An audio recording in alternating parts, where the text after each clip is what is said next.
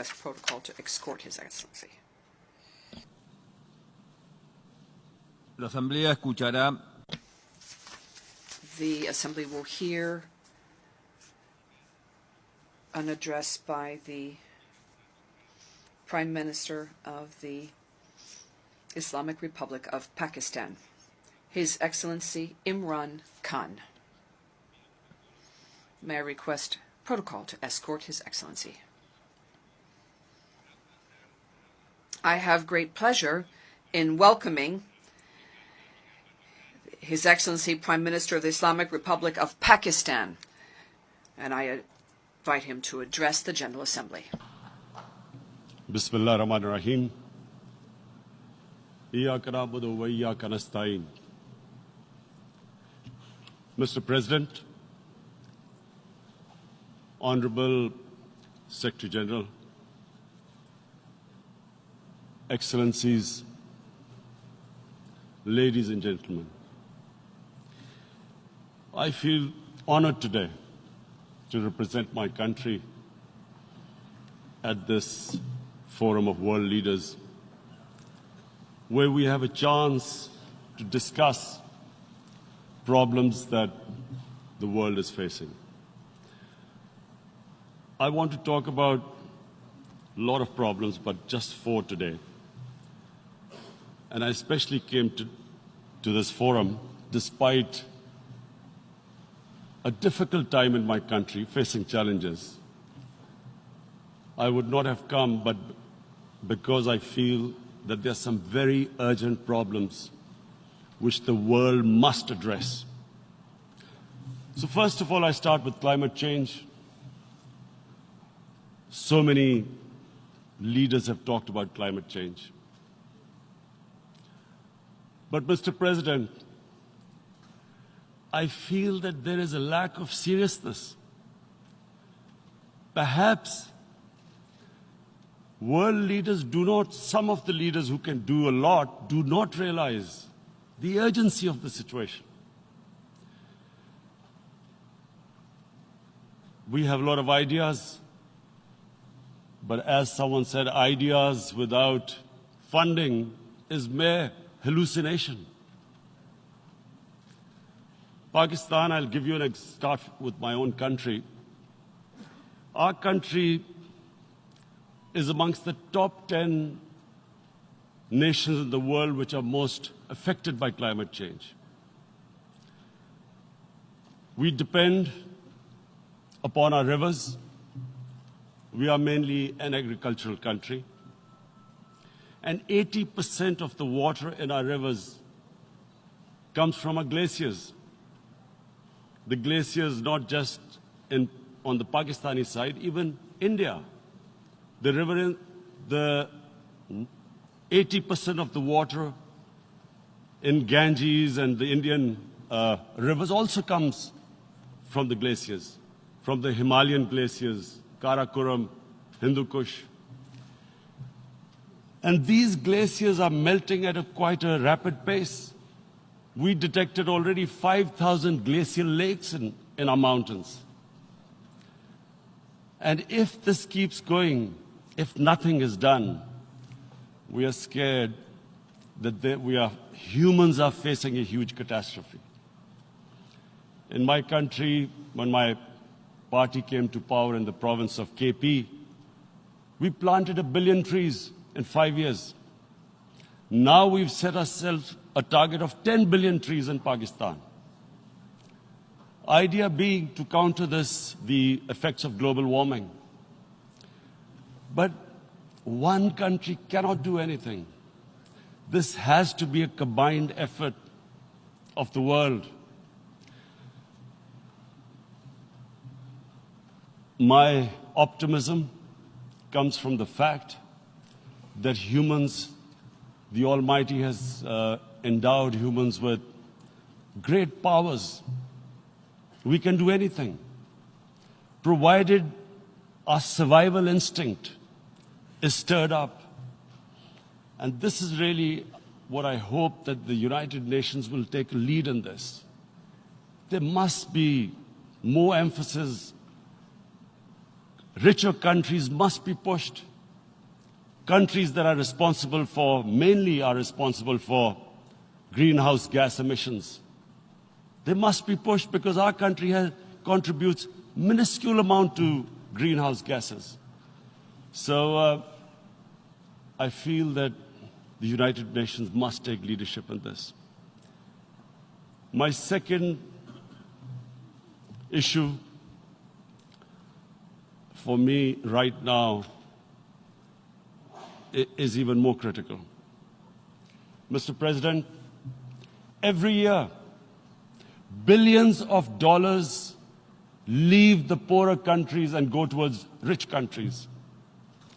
Billions of dollars siphoned off by the ruling elites of the developing world. And they find their way into Western bank accounts, offshore accounts, tax havens, expensive properties hidden behind companies bought in Western capitals. Mr. President, this is devastating the developing world. This is causing more poverty, deaths. It's impoverishing the developing world. The difference between rich and poor countries is growing because of this. Money laundering, which happens because money leaves the poorer countries into rich countries, is not treated the same as, for instance, money from drugs or terror financing. The seriousness which terror financing and money from drugs, the way it is treated, it's not the same. The way the poor countries are being plundered by their elites. It's not happening. In my country, when I took charge of our government a year back, in the 10 years preceding that, our total debt went up 4 times. The debt we had accumulated in 60 years, just in 10 years, it went up 4 times. As a result, the total revenue we collected in 1 year, half of it went into debt servicing. How are we going to spend money on our human beings, 220 million people, when half the money is going into debt servicing? Because our country was plundered by the elites, the ruling elite. And easily they could get the money out. And when, Mr. President, we located properties in Western capitals bought by this money through corruption and money laundering, located the properties of these corrupt leaders, we find it so difficult to retrieve it. That money, if we retrieved that money, we could spend on our human beings. But it's so difficult. The laws protecting these criminals. We do not have the sort of money to have expensive lawyers and spend millions and millions of dollars. We need help from the rich countries. And, Mr. President, it's critical. The rich countries must show political will. They cannot allow this to happen. How can the poor countries spend money on human development, which the United Nations asks, SDG?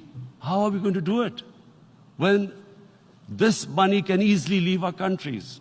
So, unless the rich countries intend to build walls to stop economic refugees coming as we see right now, they must take action. They must take action now. It must be a deterrent. Corrupt ruling elites should not be able to take money out easily and park it into foreign bank accounts and into these properties abroad. And I never understand why. Why do we have these tax havens? Why is this allowed? Why shouldn't rich people pay taxes? Why is it legal to have these tax havens where you have these secret accounts? Because, world is changing. The population of the world is growing. Sooner or later, you're going to have a crisis. If the poor get poorer and the rich get richer, there is going to be a crisis sooner or later. So this is my second point. I hope that the United Nations takes a lead in this. It involves the IMF, the World Bank, Asian Development Bank. They must find a way of stopping this plunder of the developing world. My third point is Islamophobia. There are 1.3 billion Muslims in this world. There are millions of Muslims living in other countries, European countries, and the US as minorities. Islamophobia since 9/11 has grown at a pace where it is alarming. Human communities live together. There should be understanding amongst them. But Islamophobia is creating a division. Muslim women wearing hijab, it's become an issue. It's become an issue in some countries. Hijab is some sort of a weapon. A woman can take off her clothes in countries, but she can't put on more clothes. How is this happening? Because of Islamophobia. And how did this Islamophobia start? After 9/11. And why did it start? Because certain Western leaders equated terrorism with Islam. Islamic terrorism. Radical Islam. What is radical Islam? There is only one Islam. And that is the Islam we follow of Prophet Muhammad sallallahu alaihi wasallam. There is no other Islam. Radical Islam, Islamic terrorism, what message did they send to people in the West? And why is there Islamophobia? How is a person in New York, in the Midwest, in the US, in European capital, how is he going to distinguish between who is a moderate Muslim and who's a radical Muslim? Because terrorism has nothing to do with any religion. This Islamic terrorism, Islamic radicalism, and sadly used by leaders, this has been the main reason for this Islamophobia. And it has caused pain amongst Muslims. We in Muslim countries watch this Islamophobia traveling abroad, and it's getting worse.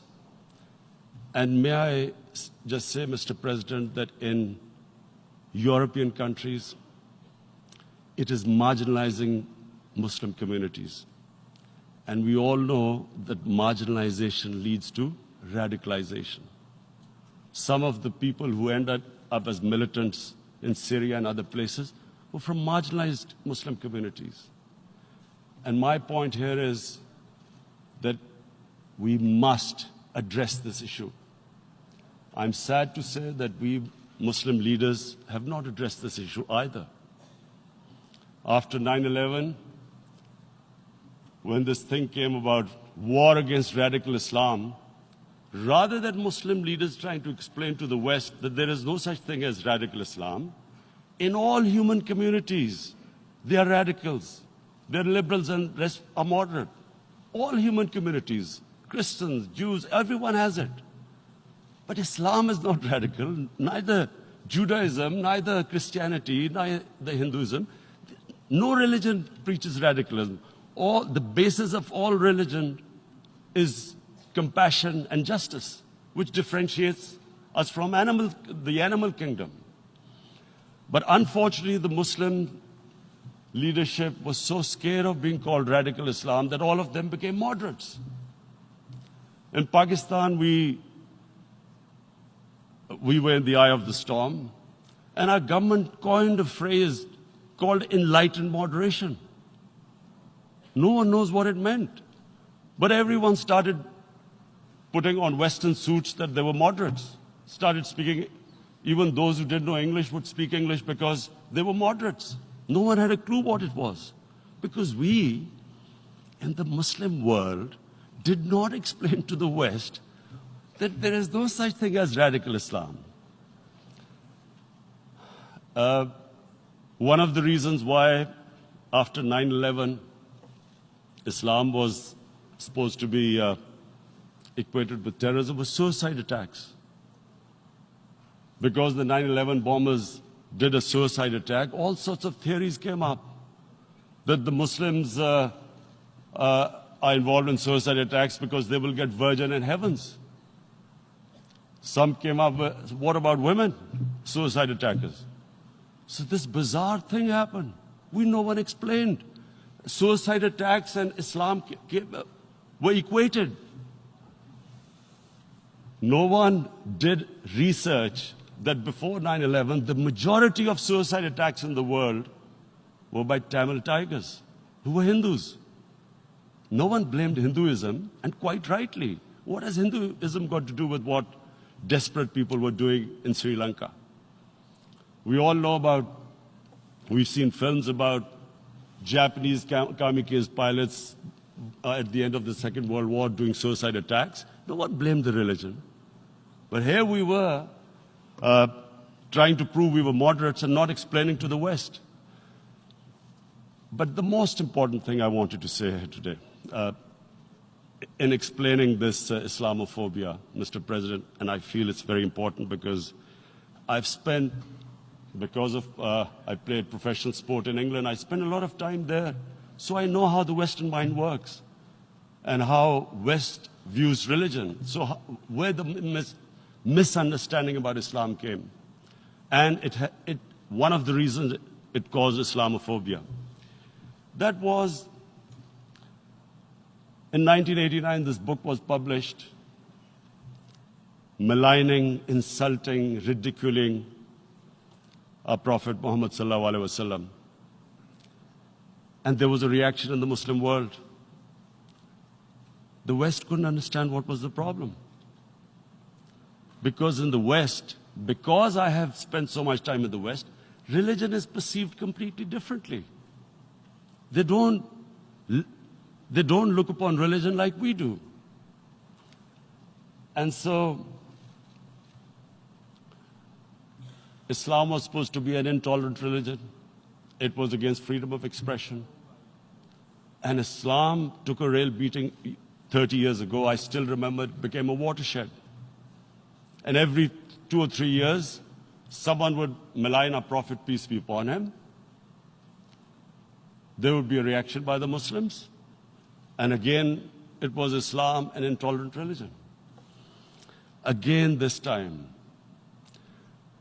I blame a certain section of the people in the West who deliberately provoked this, knowing the impact it would have. But the majority of the people in the West didn't understand. This is where, again, Muslim leadership let the Muslims down. We should have explained to them what our Prophet, peace be upon him, means to us. So in 1 minute, I'll try and explain what he means to us. Our Prophet was the witness to the divine book, the Holy Quran. The Holy Quran is the book of guidance for Muslims, and the Prophet's life was living the Quran. He was an example of what the Quran guided us to be. So he is the ideal we all try to get to. The Prophet created the state of Medina, the first state in Islam. That state was the basis of a Muslim civilization which became the predominant civilization for the next 700 years. And what was that state? I hear such strange things about Islam, that it is against women, it's against minorities. The first state of Islam in Medina, it was the first time a welfare state was set up. The state took responsibility of the weak, widows, orphans, poor people, handicapped. It taxed the rich, spent the money on the poor. The state announced that all human beings are children of Adam, hence equal, whatever the color of their skin. The state announced, the Prophet announced that, and slavery, the whole system depended on slavery as it did for many years in the Western societies. The Prophet said that one of the greatest deeds is to free a slave. But because the society depended on slavery, he said, but if you have to, treat them as an equal member of the family. And as a result, something happened in a Muslim world which hasn't happened in any other civilization. Slave dynasties appeared. Slaves became kings. The Mamluks, slaves who ruled Egypt. In India, there were slave dynasties. And then, with minorities, again, you hear that Islam is supposed to be against minorities. Let me just make this clear. In Islam, the Prophet announced that everyone was free to practice his religion. It was a sacred duty to protect the places of worship of all religions. He announced that every person is equal in front of law, whatever his religion or his color.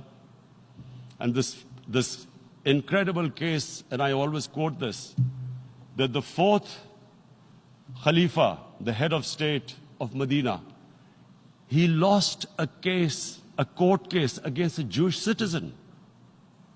So, number one, it showed there was a rule of law, no one was above law.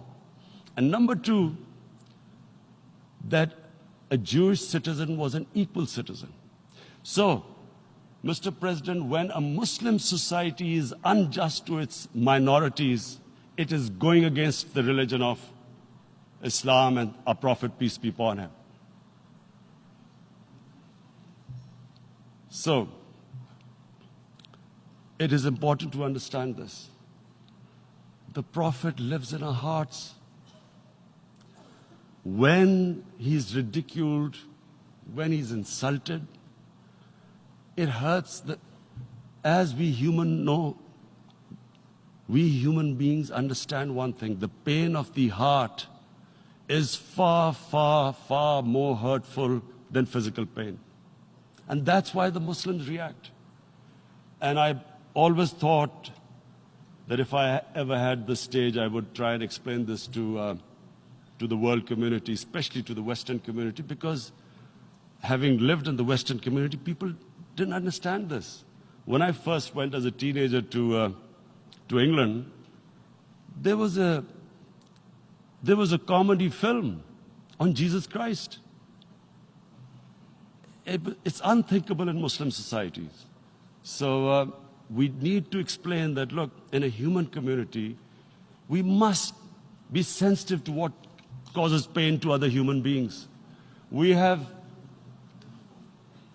in the Western society, and quite rightly, the Holocaust is treated with sensitivity because it gives the Jewish community pain. That's all we ask. That do not use freedom of speech to cause us pain by insulting our Holy Prophet. That's all we want. And now, the number fourth point, Mr. President, and this is the most critical point, is the reason why I especially came here. It is about what is happening in Kashmir. Before I go on this, I want to make one thing clear, that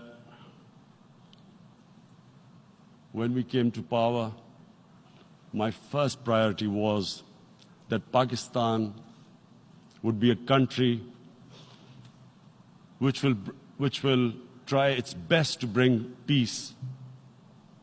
We had been through this war on terror. We joined the United States war on terror after 2001. And Pakistan went through one of its worst periods where 70,000 Pakistanis died and over 150 billion was lost to our economy. And Mr. President, I oppose the war because in the 80s, Pakistan had joined the Western countries in what was the freedom struggle then in Afghanistan against the Soviets. And it was funded by the Western countries. These Mujahideen groups, which were treated in guerrilla warfare, were trained by Pakistan Army, funded by the Western countries, and especially US, and they waged what was a freedom struggle in Afghanistan. The Soviets called them terrorists. We called them freedom fighters. 1989, the Soviets retreated. The Americans packed up and left. Pakistan was left with these groups. Come 9/11, Pakistan joined the United States in this war on terror. And now our government was supposed to, the reason why I opposed joining this war, because here we had indoctrinated them in jihad, meaning freedom struggle against foreign occupation. Now, because we had joined the US, and the US had occupied Afghanistan, now we were supposed to tell them that, no, this is not freedom struggle and jihad, it's terrorism. So that's why I tried to tell then government that, stay neutral because you will have leverage over them. You will be able to control them. But if you join them, you become collaborators and they will attack you, which is what happened. They turned against us. We went through a nightmare. 70,000 people killed in a war we had nothing to do with. No Pakistani was involved in 9/11. Taliban were in Afghanistan. Al-Qaeda was in Afghanistan. What had we to do with it? 70,000 Pakistanis died. So when we came to power, we decided that we would dismantle what was left of these groups. And this decision was taken not just by us, but by all the political parties in Pakistan. Unfortunately, they didn't implement it. So we came to power, we decided to implement it, and we dismantled whatever was left of the groups. And I know that India keeps accusing us that there are these groups there. I would like the United Nations to send observers, see for themselves what we've done. No Pakistani government would have dared to do this because it would have created strife. But we decided that there would be no militant organizations in Pakistan. So I need to give you this background and to what I'm going to say later on. And secondly, we started mending fences. I invited the Afghan president. We developed a relationship with Afghanistan. We had problems with Iran. We mended fences there. And then India. Now let me just give you a little background about my relationship with India. Because of cricket, and cricket being it's a passion in the subcontinent, I had great following in India. I have friends in India. And I loved going to India. So immediately, when my party came to power, the first thing we did was to immediately reach out to India. And I spoke to President Modi and I said, look, we have similar problems. Climate change, poverty, let's get together. Let's resolve our differences through trade. Let's build a relationship on trust. Prime Minister Modi told me that, there were terrorist attacks from Pakistan. I said, we have problems with you. There are terrorist attacks which we know are instigated by India in Balochistan. We caught a spy, Kulbhushan Yadav, who admitted what the sabotage going on in Karachi and Balochistan. So we said, look, let's leave that behind. Let's move forward. Our main priority should be our people. The highest number of poor people live in the Indian subcontinent. Unfortunately, didn't make any headways. Our foreign ministers were supposed to meet on this in the UNGA last year. India cancelled it. We thought that it's their election coming up. It's a nationalist, ultra-nationalist party. It doesn't want to cozy up to Pakistan. So we thought, okay, we'll wait till the elections. Meanwhile, a 20-year-old Kashmiri boy, whose father said was radicalized by the security forces in Kashmir, blew himself up on an Indian convoy. Immediately, India blamed us. I spoke to the Indian public on television. I said, if you give us any iota of proof, we will immediately take action, because we've clamped down on these groups. Rather than sending us any proofs, they sent their jets in, they bombed us. We retaliated. A jet, 2 of their planes were shot down, 1 pilot bailed out in Pakistan. We immediately returned the pilot, saying that, look, we do not want any escalation. Rather than taking that as a peace gesture, the entire campaign, almost the entire campaign of Mr. Modi in the election was how he had taught Pakistan a lesson that jets had killed 350 terrorists. Complete lie. They had just killed about 10 trees of ours, which was quite painful given that, we are growing all these trees. He then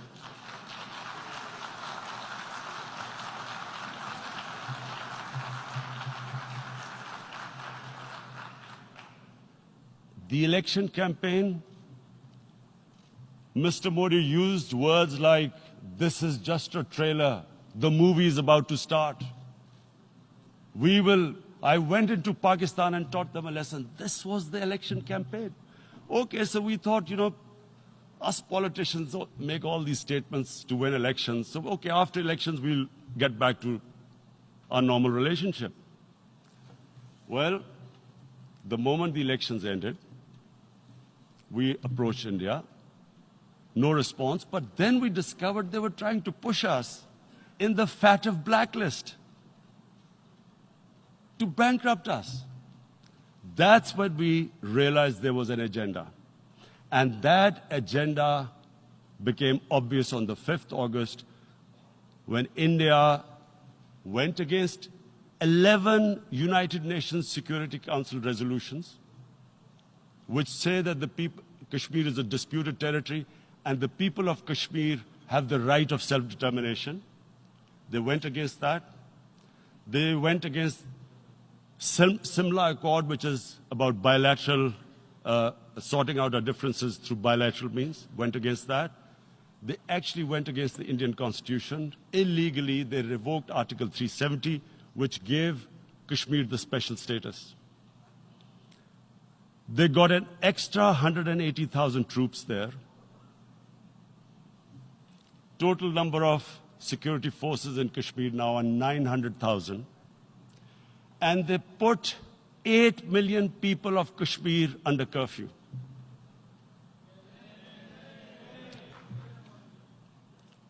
Mr. President, now I just briefly want to make the people understand, how can anyone do something like this? And for that, I have to explain to you what is RSS. RSS, Mr. Narendra Modi is a life member of RSS. RSS was an organization that was inspired by Adolf Hitler and Mussolini, came about in 1925. They believed in racial purity, racial superiority. They also believed they were an Aryan race like the Nazi believed they were an Aryan race. All that I'm saying can be verified. This is the time of information revolution. You can Google all this, what I'm saying. But it is very important for me to explain this to you so you know what is happening in India. This RSS believed in the ethnic cleansing of Muslims from India. At one point, there was racial superiority of the Hindu race. Secondly, it was hatred for the Muslims and for the Christians, because they believed that this golden age of Hindu civilization was stopped because of Muslim rule centuries back and then the British rule of India. So it was racial superiority and hatred for Muslims and Christians.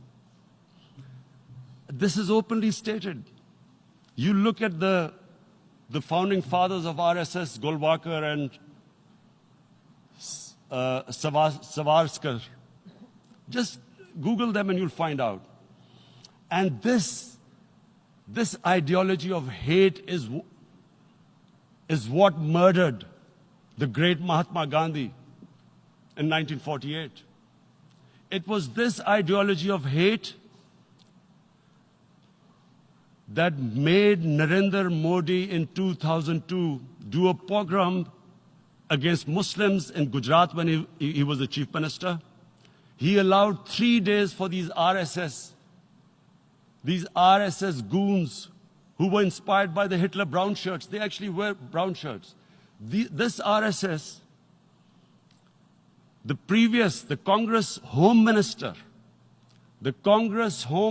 gave a statement that in RSS camps, terrorists are being trained.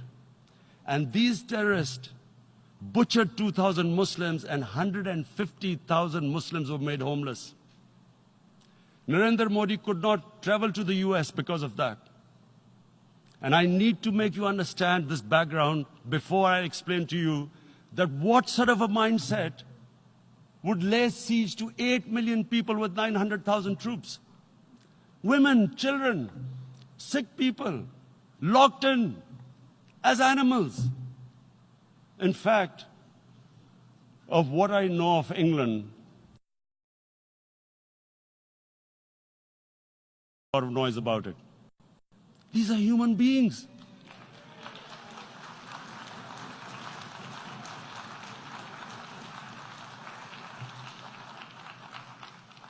And Mr. President, what comes with racial superiority, these illusions of Aryan superior race, is arrogance. The two go together. And it's arrogance that makes people make mistakes and do stupid things. Cruel things like what Narendra Modi has done. It's sheer arrogance.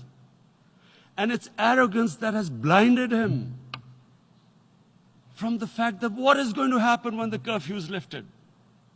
Has he thought about it? This hasn't been thought through. What is he going to do when he lifts the curfew? Does he think that people of Kashmir will quietly accept the status quo because India has changed the constitution and taken away the special status? They'll accept that? Mr. President, 100,000 Kashmiris have died in the past 30 years because they were denied the right given by the United Nations, the right for self-determination. 100,000 have died and 11,000 women have been raped. There are two United Nations human rights reports on this. The world hasn't done anything because India is a huge market, 1.2 billion people. Sadly, the material prevails over the human. But this has serious consequences.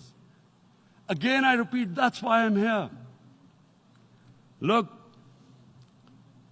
what is going to happen when the curfew is lifted will be a bloodbath. The people will come out. There are 900,000 troops there. They haven't come to, as Narendra Modi says, he's done this for prosperity of Kashmir. This is supposed to be for the development. These 900,000 troops, what are they going to do when they come out? There'll be a bloodbath. Has he thought it through what happens then? Mr. President, has anyone thought that what happens when there is a bloodbath what do you think the impact will have on people of Kashmir? What do you think they will think? The way they have been boxed in their houses, treated like worse than animals, no rights. Thousands of all the political leadership has been arrested, taken out of Kashmir. Even those Kashmiri leaders who were pro-India have been taken out. 13,000 boys have been picked up and taken to God knows which destinations. So what do they think? What will the people of Kashmir do when they lift the curfew? They will be out in the streets. And what will these soldiers do? They will shoot them. They've already used pellet guns, blinded young boys. In the last 6 years, the 5 years, the oppression that has gone on in Kashmir. And so, Kashmiris will be further radicalized. Mr. President, there will be another Pulwama. And guess what? India will blame us. They're already blaming us. They're saying all this is happening because of Pakistan. One of their defense ministers said, there are 500 terrorists lined up on the border to go in.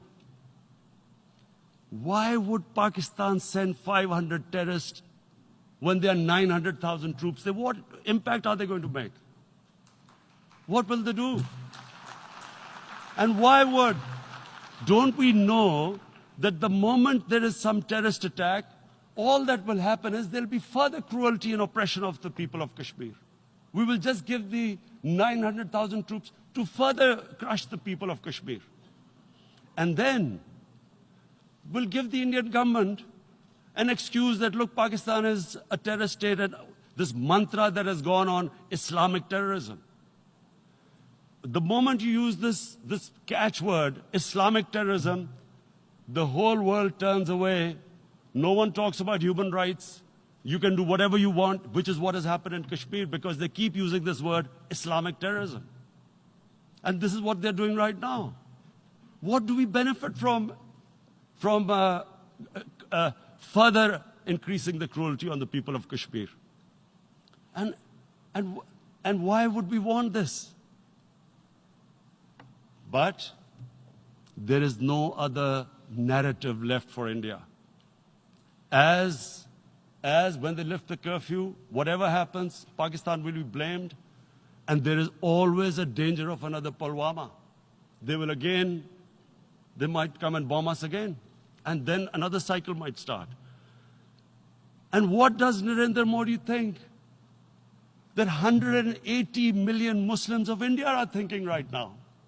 Aren't they watching these Kashmiris stuck inside for 55 days they've been stuck in? Aren't they watching? What do you think? Don't you think that the Muslims will be radicalized in India? And I'm talking about 180 million people. And when they get radicalized, there will be some incident in India somewhere down the line. Again, we will be blamed. And I'm warning you right now, again we will be blamed. And, Mr. President, what about 1.3 billion Muslims who are watching this? And they know that it is only happening in Kashmir because they're Kashmiri Muslims. This is not happening to Kashmiri Hindus. They know that this is happening because of their religion. So what do you think they will be thinking? What do you think the Jewish community would think if they were, forget 8,000 Jews stuck like this? What do you think Europeans would think? What do we think? I mean, any human community, if their members are stuck like that, what do you think they will think?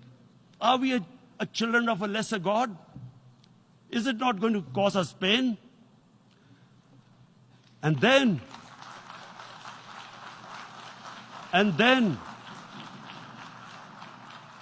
I'll tell you what will happen.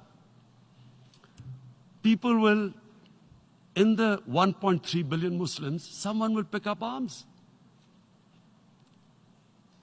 I know we've been brought up with films, Western films. This good, decent guy doesn't get justice. He decides to pick up a gun and start seeking justice. There was a film made in New York, famous film called Death Wish. This guy gets mugged by and his family, his wife gets killed or something. He can't get justice. He picks up a gun and he goes around shooting muggers. And the whole cinema cheers him on. So what do you think the Muslims are thinking right now?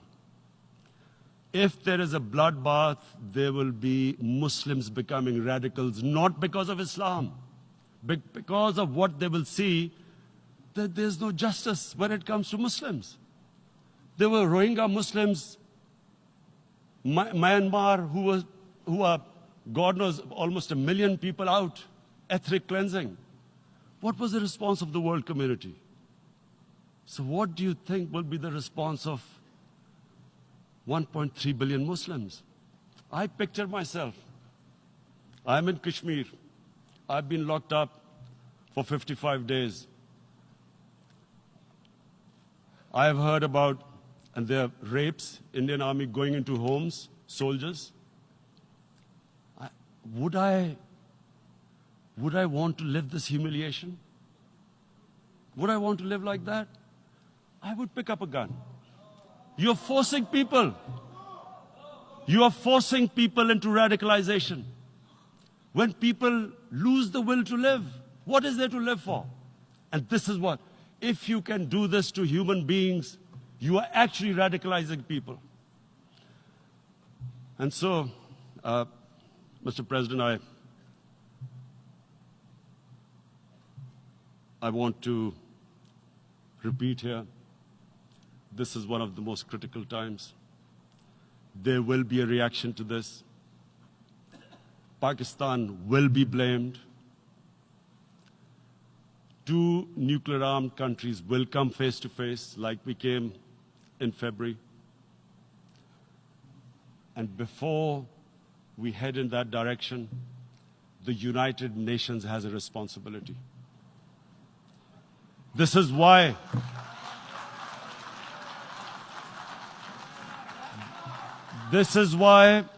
the United Nations came into being in 1945. You were supposed to stop this happening. I feel we are back to 1939, Munich. Czechoslovakia has been taken, annexed. What is the world community going to do? Is it going to appease a market of 1.2 billion, or is it going to stand up for justice and humanity?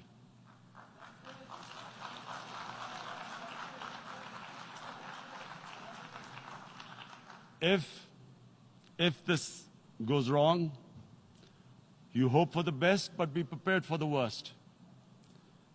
If a conventional war starts between the 2 countries, Mr. President, if a conventional war starts, and anything could happen, but supposing a country 7 times smaller than its neighbor is faced with the choice, either you surrender or you fight for your freedom till death, what will we do?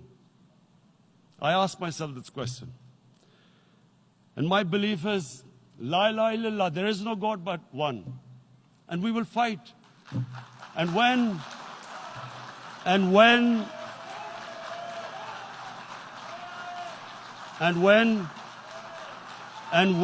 a nuclear-armed country fights to the end, it will have consequences far beyond the borders.